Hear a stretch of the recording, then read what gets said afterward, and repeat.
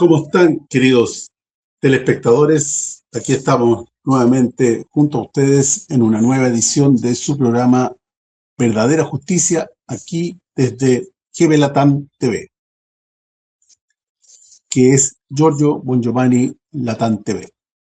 Como siempre, les pedimos que se suscriban al canal GB Latam TV y especialmente en estos tiempos donde los eventos son brutales y que siempre podremos tener novedades. Y así serán avisados de cuando hay un nuevo video en la plataforma. Como es habitual, me acompaña la investigadora y comunicadora María Cecilia Bartolini. Hola Claudio, ¿cómo estás? Hola amigos, ¿cómo están? Feliz de poder estar con ustedes, especialmente en esta fecha que la hemos olvidado tanto. Así es, muy oportuno el comentario, porque es una fecha que para la inmensa mayoría del mundo es un fin de semana, un weekend, un fin de semana largo donde hay vacaciones. Y nos olvidamos todos de el valor y el significado profundo que tiene esta fecha. Si supiéramos un poquito el significado de esta fecha, cumpliríamos el mandamiento que nos dice santifiquemos la fiesta. Lamentablemente, la humanidad es una más de las aberraciones que comete. Bueno, en esta oportunidad, queridos telespectadores, si bien es cierto, no podemos eludir la guerra que se desarrolla en Medio Oriente, vamos a tratar de entender hacia dónde va esta guerra y cómo comenzó, porque esta no es una cosa al azar de producto de una reacción visceral. Esto es una cosa que viene planificada de hace mucho rato, de hace muchos años, incluso siglos. Entonces vamos a ir develando un poco el fundamento de este conflicto. Vamos a partir con un video que nos habla del desarrollo de la guerra hoy día para empezar a entender hacia dónde vamos. Y luego analizaremos el tema un poco desde un punto de vista más espiritual. Pero vamos a partir con ese video que es bastante clarificador, mis queridos telespectadores. Vamos con el video. Nos juraron que teníamos una defensa impenetrable, pero el rival acaba de vaciar nuestros escudos de billones usando enjambres a control remoto de bajo costo. Escucha esta bancarrota táctica. Los reportes filtrados confirman el peor escenario. La coalición aliada se quedó sin municiones. El adversario acaba de lanzar la mayor ola de proyectiles hasta la fecha, y nuestros sistemas fallaron masivamente. Su tasa de impacto es ahora del 80%. ¿Cómo colapsó la mejor tecnología del mundo? Cayeron en la trampa perfecta. Al principio, la resistencia envió drones baratos y cohetes viejos. Nuestros estrategas se burlaron hasta que se dieron cuenta de la matemática. Estábamos gastando interceptores de $5 millones para derribar juguetes de 10,000. Nos llevaron a la quiebra táctica por puro desgaste. Y luego aprovecharon para cegar nuestros radares principales. Desesperados, nuestros líderes intentaron su vieja táctica: eliminar a los jefes rivales para desestabilizarlos. Pero fracasaron otra vez. El adversario pasó 20 años creando un sistema fantasma, descentralizado. Cortas una cabeza y el cuerpo sigue operando en automático. Es un pantano diseñado para devorar imperios. Gastamos trillones en la tecnología más cara del planeta, solo para ser derrotados por una guerra de desgaste matemático. Si nuestros líderes son superados táctica y financieramente. Ahí tenemos un video que nos da una pauta de cómo se está desarrollando esta guerra. Por un lado, dos potencias que comenzaron la guerra, Israel y Estados Unidos, contra la antigua Persia, Irán, que se resiste. María Cecilia. Sí, lamentablemente no es algo nuevo. Debemos recordar que Estados Unidos, desde su creación hasta ahora, solo ha pasado 16 años sin una guerra. Todo el resto de su tiempo, estamos hablando de más de 220, 230 años, que ha estado en guerra. Su economía funciona con la guerra. Y por supuesto, en el caso de Israel, que se ha armado hasta los dientes porque Estados Unidos lo financia todos los años con miles de millones de dólares, ha tenido desde un principio la idea de ese gran Israel, que no solamente implica la Palestina ocupada, donde hoy están, sino que también Líbano, parte de Siria, parte de Arabia Saudita, Egipto, Jordania, parte de Irán, una parte sur de Irán. Entonces, estamos hablando de dos estados, uno belicista desde su nacimiento y otro con una idea desde el inicio del sionismo, porque esto es una idea sionista, aclaremos, de este gran Israel, heredado por supuesto y regalado por Dios al pueblo supuestamente elegido, que claro, si nosotros miramos la actitud y miramos el genocidio cometido en Gaza, el genocidio que están cometiendo ahora en Líbano, la actitud belicista de este Estado creado en el año 1948 con sus vecinos, es exactamente lo mismo que Estados Unidos, con la diferencia de que Estados Unidos tiene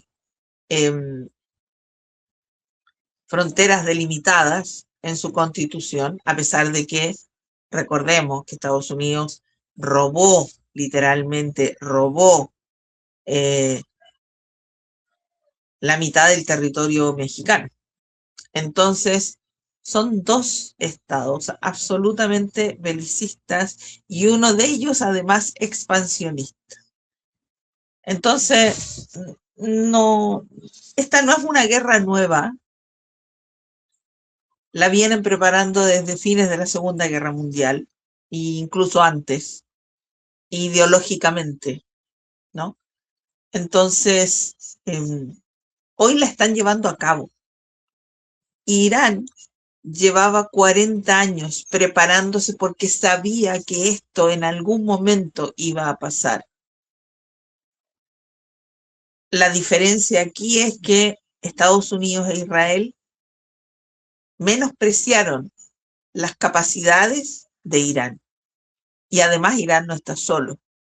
Tiene detrás de él a una China que necesita el 80% del petróleo que consume de Irán, y además Rusia, que es su aliado no solamente tecnológicamente, sino que además militarmente, y se ha probado. Claudio.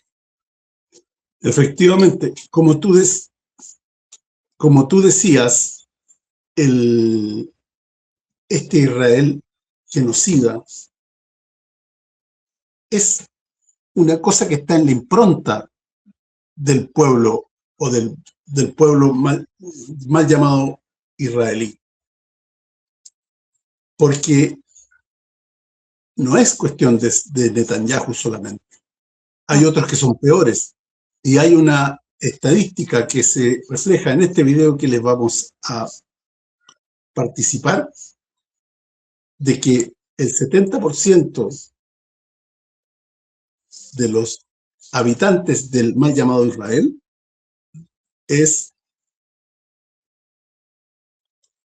consideran que en Palestina, bueno, por supuesto, esta gente odia a los musulmanes, así que no solo a los palestinos, sino que también a los árabes, consideran que el 70% de esa gente piensa que no hay inocentes en Palestina. Eso nos da una pauta de por qué el genocidio en Gaza fluye con mucha facilidad. Vamos con el video. The problem is the whole of Israeli society. If you look at the polls, half of Israeli Jews believe Israel should commit a genocide in Gaza.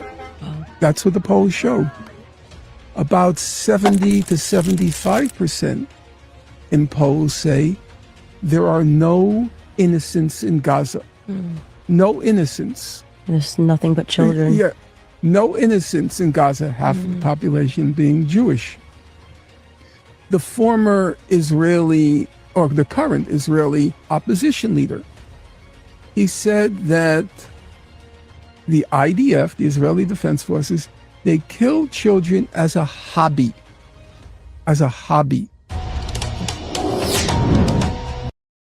Bueno, ahí tenemos lo que comentábamos, María Cecilia. Sí, lamentablemente, tal como tú decías o mencionabas, Netanyahu es el más moderado de todos los que tiene detrás.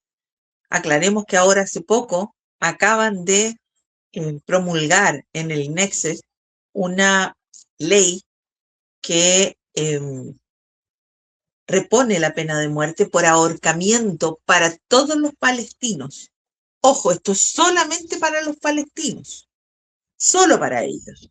O sea, un palestino por tirar piedras y que además son enjuiciados sin un abogado, por juicios militares, en un idioma que no entienden, los hacen firmar papeles que no tienen idea lo que están firmando, los presionan, los torturan todos los días. Y además de torturarlos, ojo, también les extraen órganos. Recordemos que Israel es el país que tiene el banco más grande de órganos, porque la gran mayoría de ellos vienen de los palestinos. Entonces, llevan adelante esta ley de pena de muerte por ahorcamiento, y de hecho, el día que la promulgan, vienen con un prendedor, con una horca. Parece verdaderamente surreal, pero es así. Ahora, la sociedad como tal, esta sociedad ficticia, desde que son pequeños, en el colegio les enseñan que los palestinos son animales humanos. Animales humanos. No tienen los mismos derechos que ellos, que son supuestamente el pueblo elegido.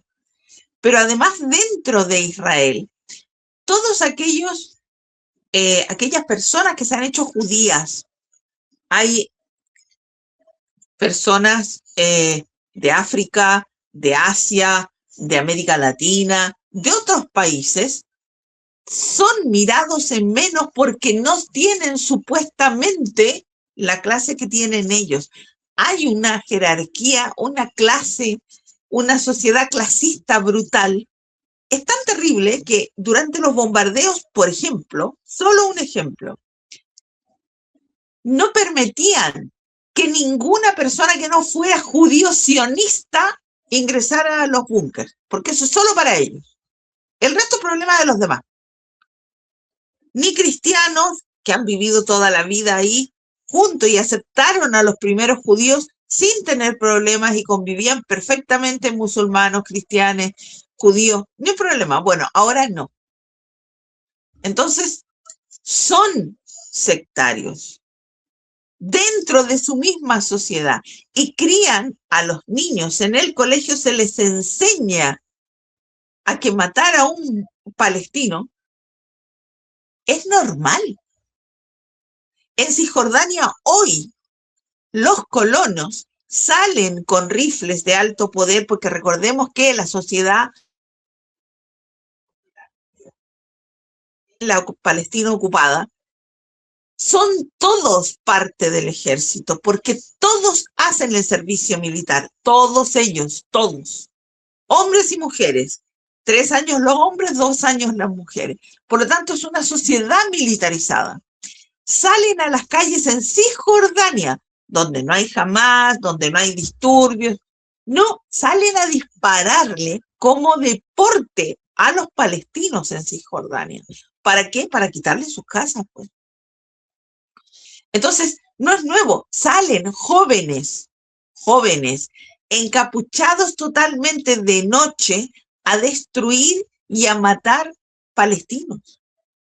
Y para ellos es normal, porque los palestinos son animales humanos. Entonces, se ha dicho siempre, no, es que hay que quitar a Netanyahu. Netanyahu no es el problema solamente, es la sociedad entera. La sociedad entera. La violencia viene intrínsecamente desde que son pequeños, les enseñan a que ellos son superiores y que los demás no valen nada. Y que si los matas, tampoco importa. Entonces, es un problema, tal como decía el video, de la sociedad en sí, de la crianza, de lo que les enseñan y de esta suposición de que son el pueblo elegido, cosa que no es real. Claudio.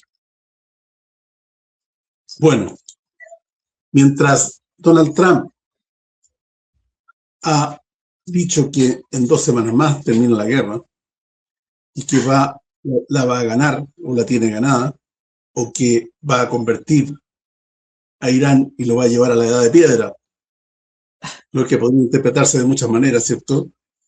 Como que podrían pensar en lanzar una bomba nuclear. Tenemos un Irán firme, y para eso les vamos a dar algunos indicios, algunas declaraciones, por ejemplo, que hemos visto en las redes de militares iraníes, y también el apoyo incondicional que tiene de China. Ahí tenemos, por ejemplo, en pantalla, una imagen de un general de brigada, Masih Musavi, comandante de la Fuerza Aeroespacial de la Guardia Revolucionaria, en respuesta al secretario de Guerra de Estados Unidos, Pete Hegseth. Sus ilusiones corrompieron su pensamiento hasta el punto de que con una historia que no supera los 250 años, se atreven a amenazar a una civilización que tiene más de 6.000 años. María Cecilia. Bueno, eso es cierto, es que ese es el problema. Han subestimado desde un inicio a Irán. Irán tiene una historia riquísima. Irán, se ha hablado mucho, no, es que hay que liberar a la mujer en Irán. Pero resulta de que del 100% de los estudiantes que van a la universidad en Irán, el 60% son mujeres. 60% son mujeres. Y la gran mayoría de ellas tienen carreras tecnológicas y de investigación y son parte importante de la sociedad, no solamente en su casa, sino que trabajando. Tienen cargos importantes dentro del gobierno y son parte importante del tema tecnológico y de investigación en Irán. Bueno, en esta otra imagen que tenemos ahí, el comandante Amir Hatami dice: ninguna tropa enemiga debe sobrevivir si los adversarios intentan una operación terrestre. Recordemos que hace semanas que viene, no sé si Donald Trump, yo creo que más bien Pete Hegseth, vienen con la idea de tomar la isla más grande, que es la que está en el paso de Hormuz, y donde se supone hay subterráneamente guardados muchos misiles, ¿no? Y quieren hacer una invasión terrestre. Todos los generales del Pentágono han dicho que esto es inviable. ¿Por qué? Porque no hay una preparación, porque además es un territorio inexplorado.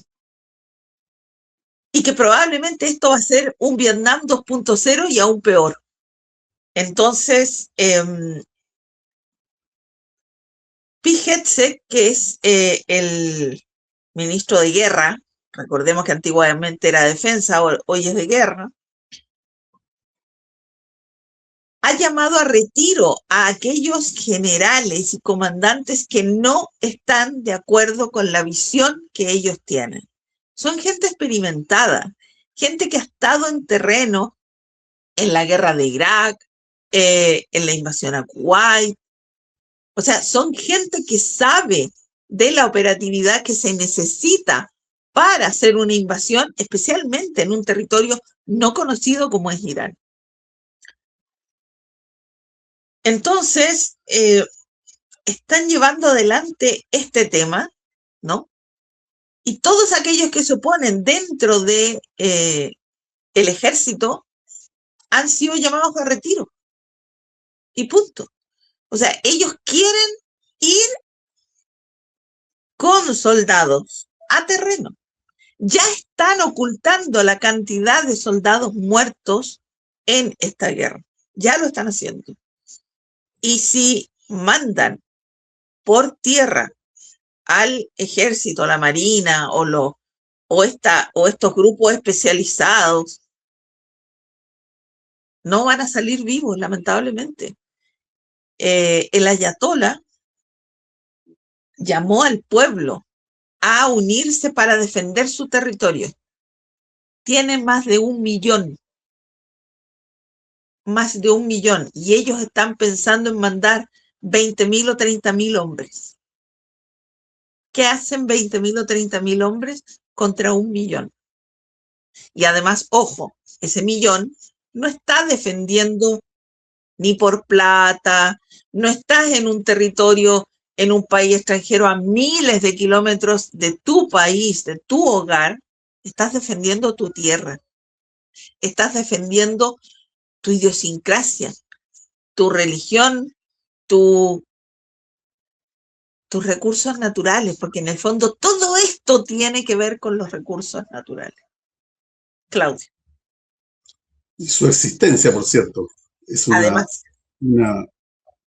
además han demostrado tener un coraje y una convicción que sin lugar a dudas no tienen los soldados norteamericanos.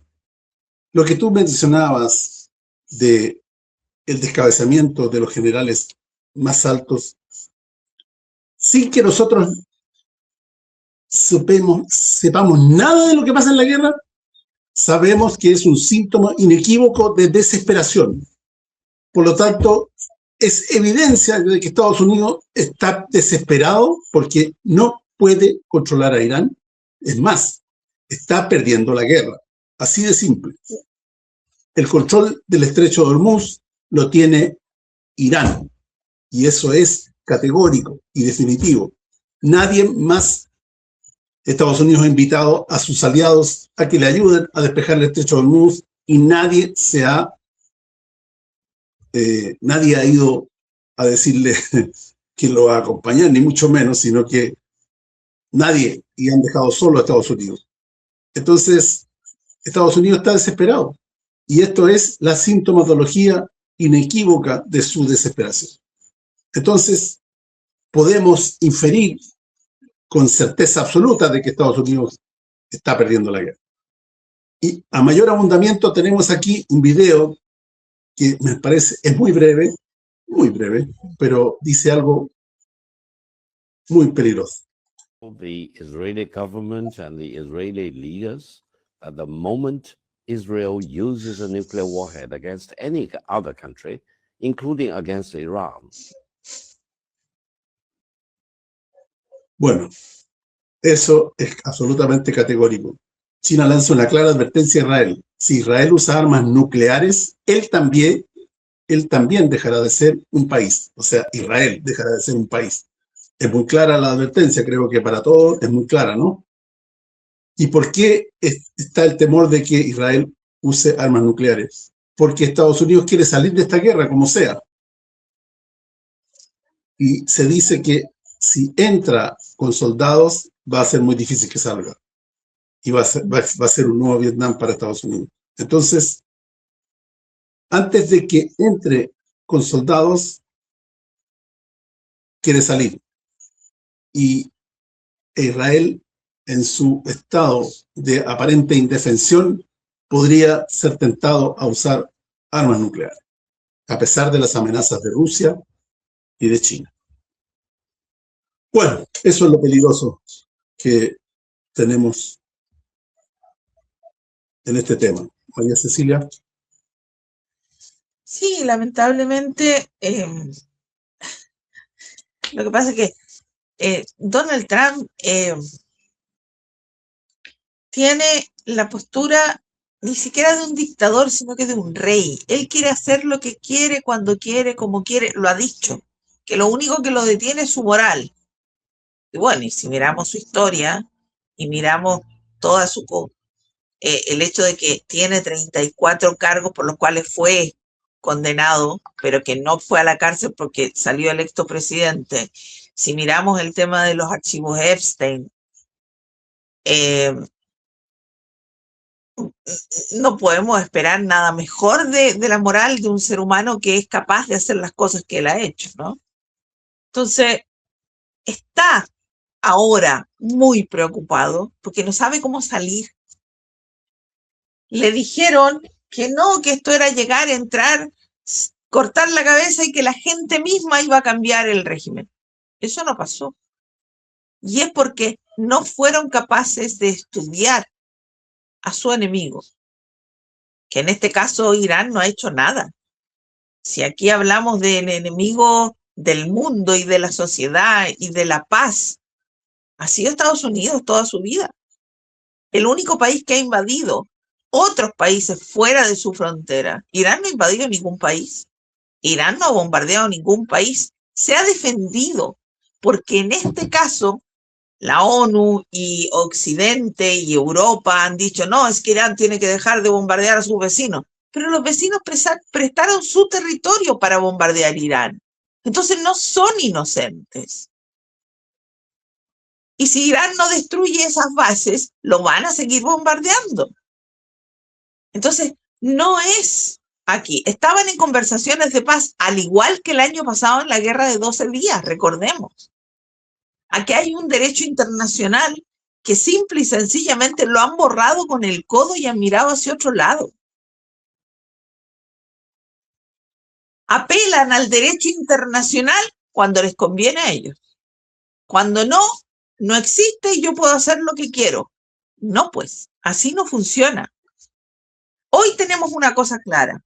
Instituciones como la ONU, estas instituciones de derechos humanos, de la libertad, el derecho de los niños, de la mujer, todas estas organizaciones de mujeres y que el derecho de la mujer, ¿dónde estaban mientras se cometía y se sigue cometiendo un genocidio en Gaza? ¿Dónde están?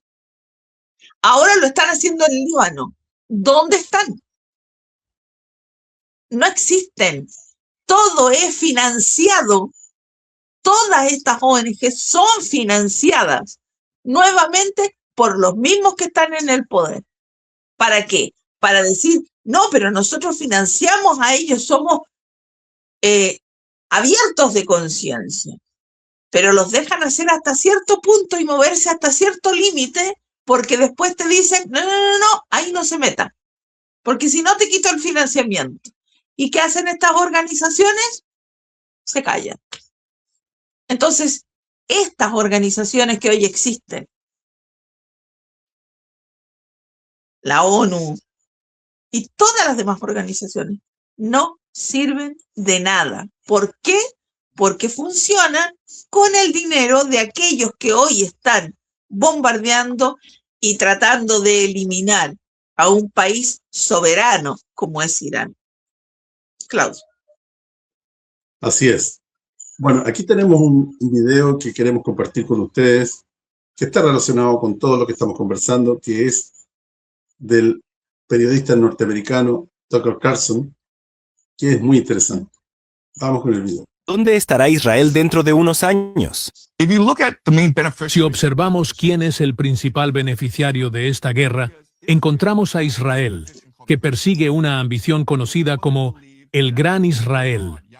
Este proyecto se basa en la creencia de que su Dios, Yahvé, prometió a su antepasado Abraham toda la tierra comprendida entre el Nilo, en Egipto, y el Éufrates, en Irak. Si se analiza el mapa en su totalidad, esa visión también abarcaría Anatolia, en el sur de Turquía, e incluso partes de Arabia Saudita. En este contexto, lo que está ocurriendo resulta conveniente para ese objetivo, ya que el Consejo de Cooperación del Golfo se ve debilitado. Arabia Saudita podría verse arrastrada al conflicto, al igual que Turquía. De este modo, la guerra abre la posibilidad de que Israel reconfigure Oriente Medio conforme a sus propios intereses. Además, desde la perspectiva de la teoría de juegos, el principal obstáculo para materializar el proyecto del Gran Israel no sería Irán, sino Estados Unidos. Si Israel aspira a consolidarse como actor dominante en Oriente Medio, necesitaría desplazar a Estados Unidos de la ecuación regional. En ese sentido, esta guerra ha evidenciado las limitaciones del poder. Ahí teníamos un video de una entrevista que le hizo Tucker Carlson al profesor Xiang, un analista internacional muy prestigiado a nivel mundial. Ahí tenemos el objetivo, él describe el objetivo de Israel, es el Gran Israel y no hay más. Al principio del 7 de octubre del año 23, acuérdense ustedes, no se hablaba de este tema por ningún motivo, porque ahora lo dicen ellos mismos abiertamente. Entonces, ese es el objetivo y no hay más. Y eso significa arrasar con varios países de su entorno, entre los cuales está Siria, Líbano, parte de Egipto, Siria, Irak. Y hablaba de parte de Arabia Saudita, o sea, realmente es una brutalidad. Entonces, ese es el objetivo. A Israel no le importa ser destruido. No le importa. Ellos quieren producir un caos en Medio Oriente para reconfigurar el Medio Oriente, justamente. María Cecilia, ¿quieres agregar algo? No, la verdad es que yo diría que mucho antes, en la ONU misma, Netanyahu alguna vez presentó el mapa del Gran Israel, sin nombres, solo el mapa. Y eso fue antes del 2023. Entonces, no es nuevo. Y en el ejército, en el uniforme, en el brazo, llevan el mapa del Gran Israel. Entonces, no es nuevo. Claro. Siempre ha sido la idea el Gran Israel. Y además, tú hablabas de la reconfiguración de Medio Oriente, pero además, ser ellos quien controlen el petróleo que sale al resto del mundo y el gas también. Eso es lo que ellos quieren. Así es. Vamos a ir ahora con un video muy breve de este conflicto, de la visión de Giorgio Bongiovanni sobre este conflitto. Questa azione di guerra secondo me viene da chi ha minacciato, la minaccia della minaccia. Trump è minacciato da quelli che non vogliono la guerra, ma è anche minacciato da quelli che vogliono la guerra per vendere le armi. Se non lo fai, c'è Epstein. Quindi chi dice noi ti togliamo i viveri, tipo Elon Musk, eccetera, e i suoi adepti, lo minaccia che gli levano potere se lui continua la guerra, ma gli altri lo minacciano che vogliono vendere le armi, perché l'America fa la guerra solo per vendere le armi, al resto non gliene frega quasi niente. Gli altri, no, se tu ascolti a quella corrente, noi tiriamo fuori i files di Epstein, dove ci sei anche tu, quindi quell'uomo, adesso mi fa pure pena, è tra due fuochi. A chi devo ascoltare? A quelli della corrente potente di Musk o a quelli che lo minaccia con Epstein? Quindi adesso dipende chi minaccia più forte e lui ritira le armi della guerra dall'Iran. Quindi solo questione di soldi e di chi minaccia meglio. Ahí el estigmatizado Giorgio Bongiovanni nos dice muy claramente de que Trump es un muñeco que está entre dos poderes. El poder de los que están en la guerra, vale decir, el complejo militar industrial, y el poder que quieren la plata, poder seguir haciendo negocios, y para eso no sirve la guerra, ¿cierto? Si quieres ganar plata, no, la guerra no nos sirve. Entonces, en esa situación está entre dos poderes amenazado el patético, como bien decía Donald Trump. Ahora, hay un video que queremos compartir con ustedes, donde en este tiempo, donde existe tanta ignorancia y tanta estupidez, más que la ignorancia, una estupidez propia incluso de los líderes mundiales, hay un analista mexicano que tiene un video que lo sacamos, una sección de un video, donde analiza esto de que Trump lo comparan con Cristo. Entonces, dentro de las estupideces que vemos en este mundo, nos parece que es aclaratorio e interesante el análisis que hace este analista. 10 minutos de análisis. ¿Cómo están? Gracias, buenas tardes. Hablar de Jesús de Nazaret es entrar en uno de los territorios más manipulados de la historia humana. Viernes Santo, viernes de crucifixión, y no porque su mensaje sea ambiguo, de hecho es radicalmente claro el de Jesús, sino porque ha sido sistemáticamente deformado por estructuras de poder que encontraron en su figura una herramienta de control, dominación y, en los peores casos, justificación de la violencia. Jesús no fundó imperios, no encabezó ejércitos, no llamó a la conquista de nadie. Su mensaje fue profundamente incómodo: amor al enemigo, rechazo a la riqueza acumulada, crítica al poder religioso y político, y una defensa frontal de los marginados. Por eso fue ejecutado en realidad. No fue ejecutado por débil, no fue ejecutado por religioso, fue ejecutado por peligroso, porque atentaba contra el orden establecido. Incluso Jesús, fíjese lo que son las cosas, según los teólogos, Jesús no tenía la convocatoria, llamámosle así, no, que tenían otros profetas. Ni siquiera era visto como un profeta peligroso por el alcance que podían tener, no, sus enseñanzas, según la historia ya confirmada, conformada.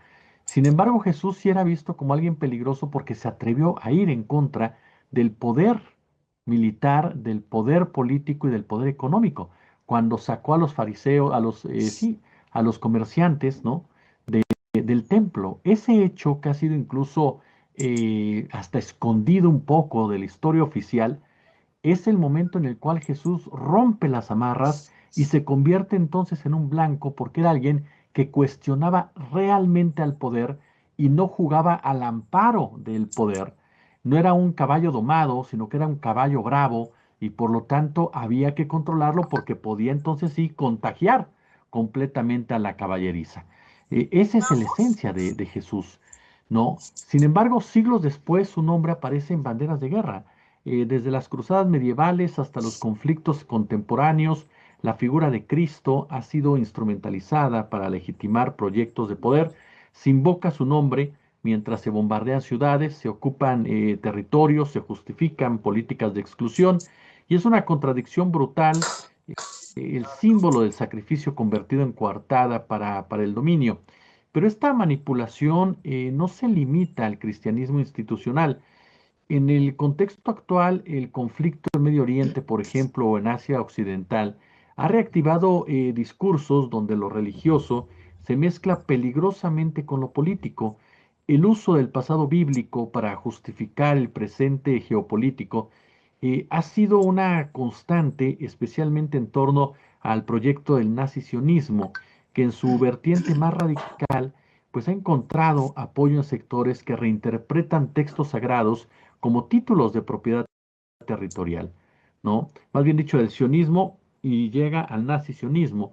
Y aquí es en donde la distorsión se vuelve más peligrosa, cuando la historia sagrada se convierte en argumento de guerra, cuando la fe deja de ser una experiencia espiritual y se transforma en una ideología de exclusión, no se trata de negar identidades ni historias, sino de cuestionar cómo se usan para justificar precisamente el sufrimiento de otros.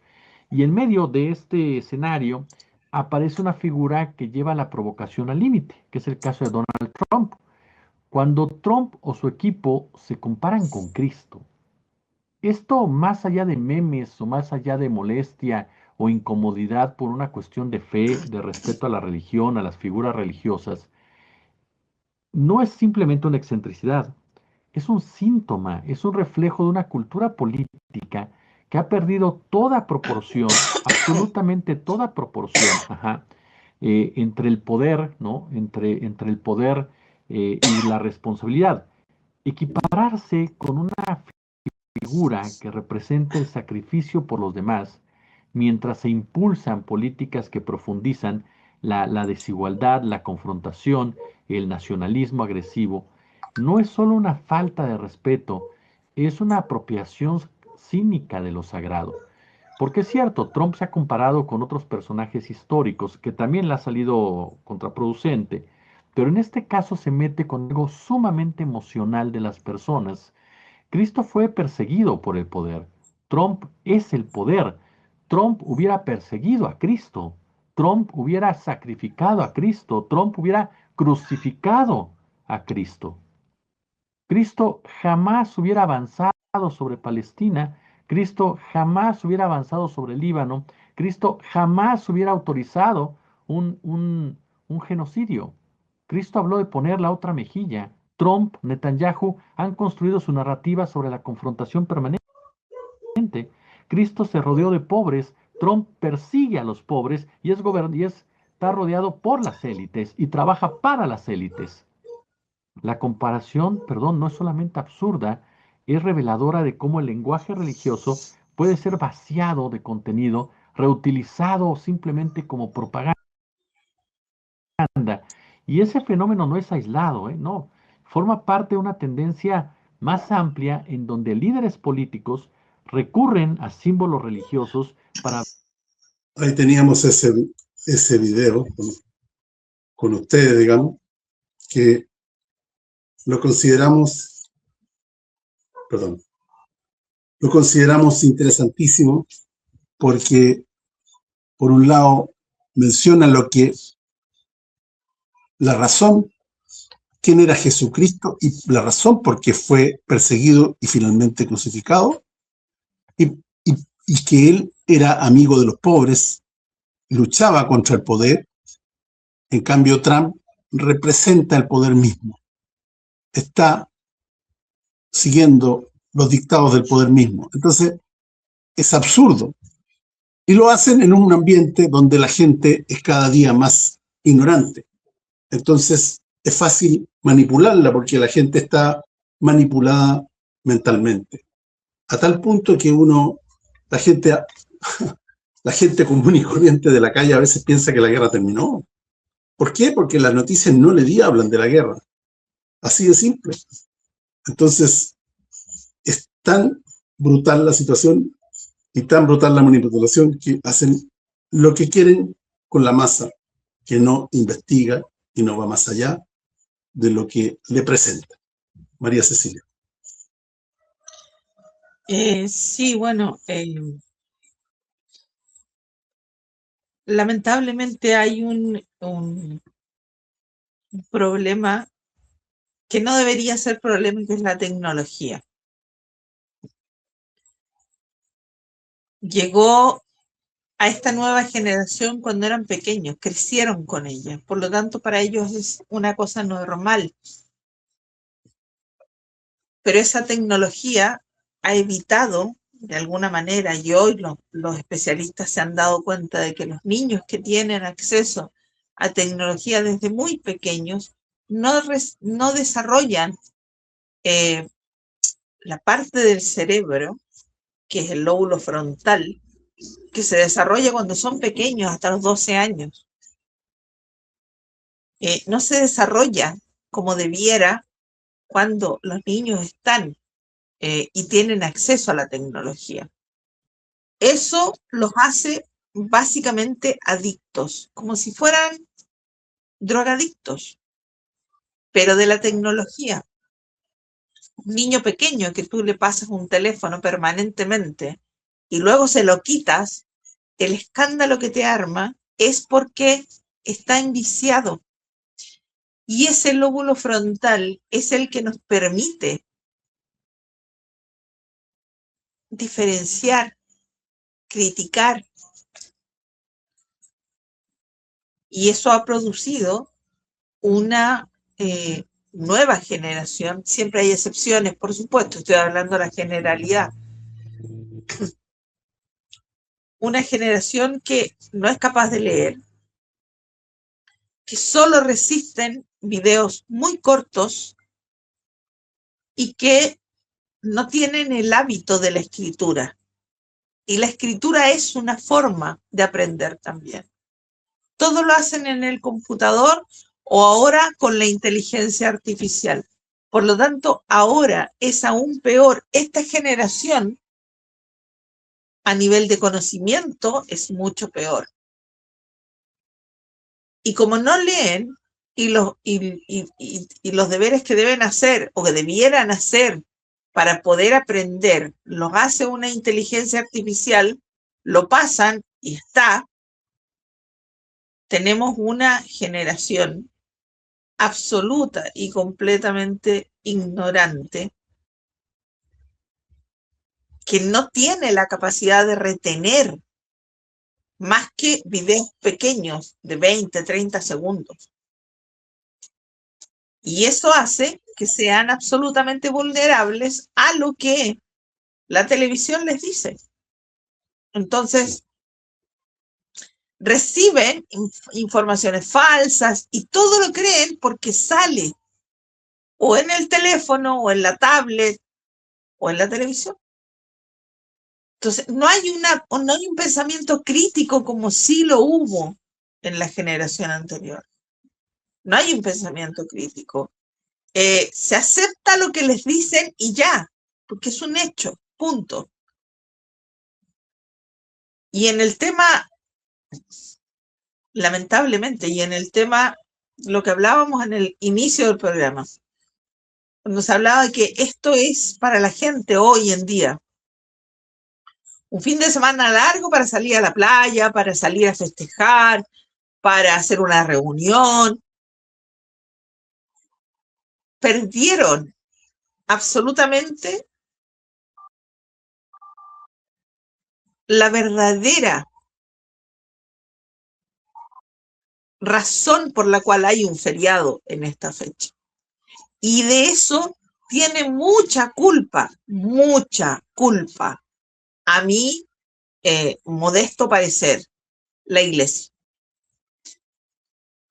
La Iglesia Católica, como todas las otras religiones, para mí personalmente son absolutamente manipulación de la gente, y así se ha comprobado. Pero la Iglesia Católica se ha ido alejando de la gente. Se ha ido alejando. Además de, por supuesto, todos los problemas de pedofilia dentro de la Iglesia, también ha hecho que la gente se aleje. Por lo tanto, y el problema es que la gente asocia esta Iglesia, que no le da respuestas, que lo hemos visto, no se pronuncia respecto de, salvo el Papa Francisco, recordemos, que permanentemente hablaba del genocidio en Gaza. El resto de los sacerdotes, aquí en Chile, por ejemplo, para la revuelta, el 2019, la violación sistemática de los derechos humanos, las iglesias permanecieron cerradas. Nadie dijo nada, ni un sacerdote, no hablemos de cardenales o de grandes autoridades, nadie dijo nada. Entonces la gente, ¿qué hace? Se aleja, pues. Se vuelve agnóstica. Deja de creer. Y asocian esa iglesia con Dios. Y son cosas distintas. Son cosas distintas. Entonces, se ha perdido todo eso. Hoy en televisión tú no ves ni una sola mención siquiera a lo que es la Semana Santa. Y yo recuerdo hace 60 años, 50 años atrás, toda la semana, desde el domingo de Ramos, toda la semana, la televisión.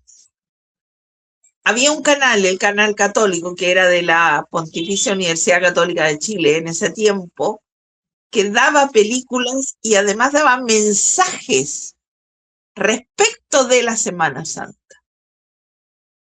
Con música especial, tenía una programación especial. Las iglesias en los barrios estaban abiertas. Hoy no. Hoy no. Hoy no se ve nada de eso. Se borró, se eliminó completamente de la televisión. Y ahora tú puedes encontrar de esas películas, o puedes encontrar en internet, en YouTube, puedes encontrar el significado, o películas que te hablan de la Biblia. Pero si no los buscas, no está. Entonces, para la gente, ¿qué es? Fin de semana largo, descansar, irse a la playa, salir. Porque uno de los gran culpables, no digo que sea el único, pero uno de los gran culpables han sido los sacerdotes y la Iglesia Católica. Muchos de ellos.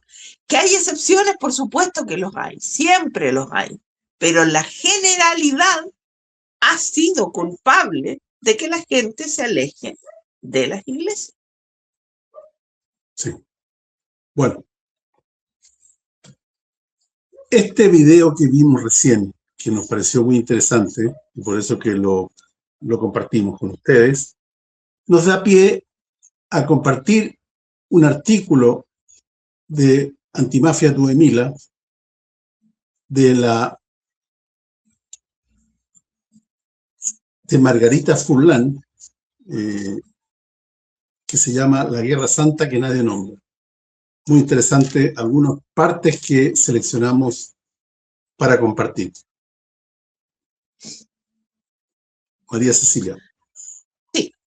El 12 de marzo del 2026, en una rueda de prensa, la primera desde el inicio de la guerra el 28 de febrero, el primer ministro israelí Benjamín Netanyahu pronunció una frase que merecería ser la introducción de todos los noticieros del mundo. Dijo, comillas, llegaremos al reino, llegaremos al regreso del Mesías, pero no sucederá el próximo jueves. Añadió que lograr este objetivo requeriría la reconstrucción del templo, lo que, para cualquiera familiarizado con la topografía sagrada de Jerusalén, implica la destrucción de la mezquita de Al-Aqsa y la cúpula de la roca. Ningún noticiero occidental comenzó con esta frase. Ningún columnista de renombre la analizó. Sin embargo, esas palabras contienen la clave para comprender todo el conflicto. Una guerra presentada como una operación de seguridad es, en palabras de sus propios protagonistas, una guerra mesiánica. El 2 de septiembre del 2024, Netanyahu declaró públicamente, que, comillas, la era del Mesías vendrá, vinculando la continuación de la guerra en Gaza con el cumplimiento de una promesa escatológica. En una entrevista en agosto del 2025 en la televisión israelí, Netanyahu afirmó sentirse muy, conectado con la visión del Gran Israel, un concepto bíblico que extiende las fronteras del Estado desde Mesopotamia hasta Egipto. La declaración del 12 de marzo del 2026 sobre el Mesías y el templo culmina esta retórica. Lo que Netanyahu amenaza con hacer quizás no sea el uso de armas nucleares, sino algo potencialmente más desestabilizador: la destrucción de la mezquita de Al-Aqsa para construir el tercer templo.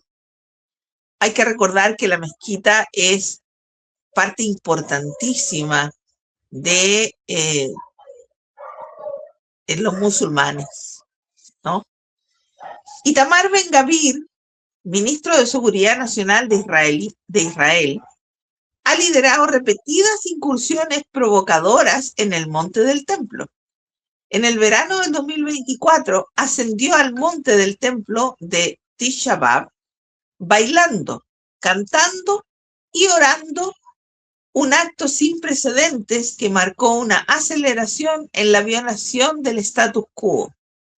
Ben-Gvir declaró, comillas, no exijo igualdad en el monte del templo, es nuestro y solo nuestro, cierra de comillas. Bezalel Smotrich, ministro de Finanzas, utiliza la misma retórica bíblica para abogar por la expansión de las fronteras de Israel. El sionismo cristiano, la teología que arma a los terroristas. El fundador del MRFF, Michael Weinstein, veterano de la Fuerza Aérea, declaró a The Guardian que la retórica de Hegseth le da al mundo musulmán la impresión de que Estados Unidos está lanzando su propia cruzada. El término no es casual. Pete Hegseth, secretario de Guerra, no de Defensa, de Estados Unidos, el hombre que supervisa la maquinaria militar más poderosa del mundo, lleva tatuada en el pecho una cruz de Jerusalén, símbolo del reino cruzado de Jerusalén fundado en 1099. En su brazo luce la inscripción Deus vult, Dios lo quiere, el grito de guerra de la primera cruzada de 1096. En su antebrazo se encuentra la palabra árabe kafir, infiel. En su libro del 2020, Cruzada Americana, afirma, comillas, nuestro momento actual se parece mucho al del siglo XI. No queremos luchar, pero debemos hacerlo. Pero Hegseth es solo la punta del iceberg. El marco teológico que sustenta el conflicto en el dispensacionalismo, una doctrina protestante según la cual la historia humana se divide en dispensaciones que se desarrollan de acuerdo con el plan de Dios para el mundo. Las iglesias que adoptan esta teología, predominantemente evangélicas, creen que la dispensación actual está llegando a su fin. Pero este fin solo puede ser anunciado por un gran sufrimiento, un periodo conocido como las tribulaciones de Jacob. Israel es el lugar donde estas tribulaciones comenzarán y culminarán en la segunda venida de Jesús.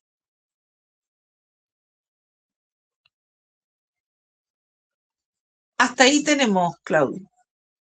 Sí. Después dice aquí. Deus vult, cuando el Pentágono se convierte en una iglesia. Es lo último. Sí. Lo más inquietante es la penetración del lenguaje teológico en las instituciones militares estadounidenses. Pete Hegseth no es un predicador parroquial, es el secretario de guerra de los Estados Unidos, el jefe operativo de la mayor fuerza armada del planeta, un hombre con tatuajes cruzados liderando una guerra en Oriente Medio. Un hombre que escribió, nuestro momento actual se parece mucho al siglo XI, y que cierra su libro con Deus vult, La misma frase que usaron los cruzados en 1096 para marchar sobre Jerusalén, masacrando a musulmanes y judíos. En un discurso del 2018 en Jerusalén, Essex habló de milagros. En 1917, la Declaración Balfour. En 1948, la fundación de Israel. En 1967, la conquista de Jerusalén Este. Y sugirió que el próximo milagro podría ser la reconstrucción del tercer templo. Un secretario de defensa que cree en milagros bíblicos y los proyecta en la política exterior no es una curiosidad biográfica. Tres mesianismos armados, un único punto de convergencia, Jerusalén. La tragedia reside en que ninguno de los pueblos involucrados, israelíes, estadounidenses e iraníes, ha elegido esta guerra. La población civil de Teherán, Tel Aviv y las ciudades del Golfo no luchan por el Armagedón. Luchan por sobrevivir a líderes que creen o fingen creer tener un mandato divino. Este es partes que extractamos arbitrariamente del artículo interesantísimo de Margarita Furlan, que de alguna manera nos clarifica cómo esta retórica mesiánica que ellos, estos líderes genocidas, le imprimen a su actuar para de alguna manera legitimarlo ante la masa ignorante, nos parece que sirve para clarificar un poco cómo actúan y en qué se basa para actuar esta gente. María Cecilia, ¿quieres agregar algo más? No, la verdad es que hay otra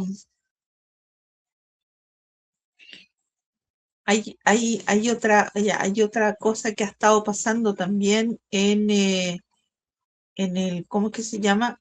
En el ejército de Estados Unidos, que están recibiendo reclamaciones porque se les ha dicho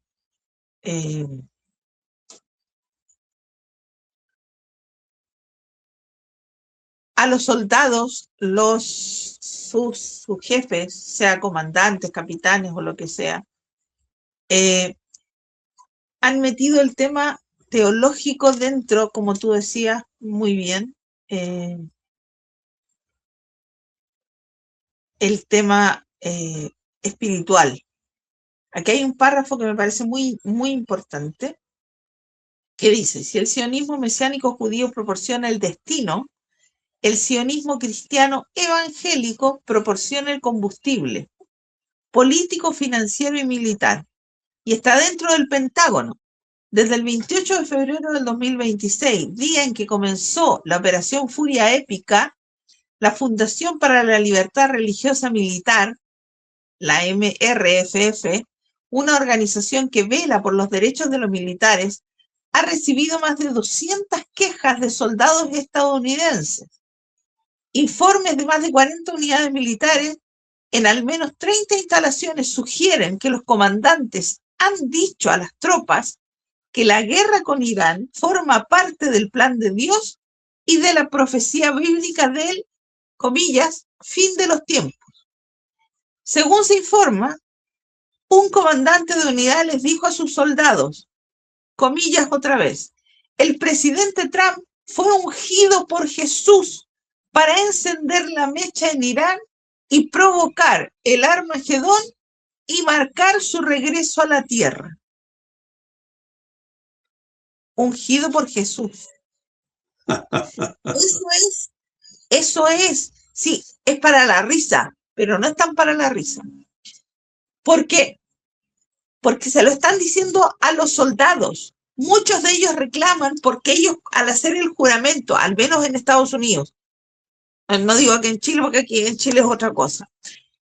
En Estados Unidos, ellos juran lealtad a la Constitución, no a un presidente. Sea de este lado, del otro lado, con esta o otra, o cualquier ideología. Ellos juran lealtad a la Constitución y por eso los reclamos. Porque este tema teológico manipulado por supuesto, los está llevando a una guerra por una razón que no es la correcta, porque Irán no representaba, y se lo dijeron muchos de los generales que hoy están en retiro, a Donald Trump. Irán no es una amenaza para Estados Unidos. Por lo tanto, nosotros no tenemos por qué meternos en una guerra con Irán, porque no es una amenaza para nosotros. Y de hecho reconocieron que no había armas nucleares ahí, que todo lo que han hecho ellos en el tema nuclear es para temas civiles. Entonces, es preocupante que esto lo estén manejando desde ese punto de vista. Hemos visto también reuniones donde todo este séquito evangélico que está alrededor de Donald Trump, cuando tiene problemas, lo sientan en su escritorio y todos están alrededor y le ponen las manos encima y oran por él. O sea, es preocupante, porque el fanatismo puede llevar a muchas cosas no buenas para la humanidad. Sí, efectivamente. Bueno, sabemos que las iglesias evangélicas cambiaron el amor por el orden. Por eso que están en esa cuerda. Bueno, lamentablemente los tenemos que dejar. Les damos las gracias por acompañarnos y los esperamos la próxima semana en una nueva edición de su programa Verdadera Justicia, aquí desde GB Latam TV. Muchas gracias y muy buen día.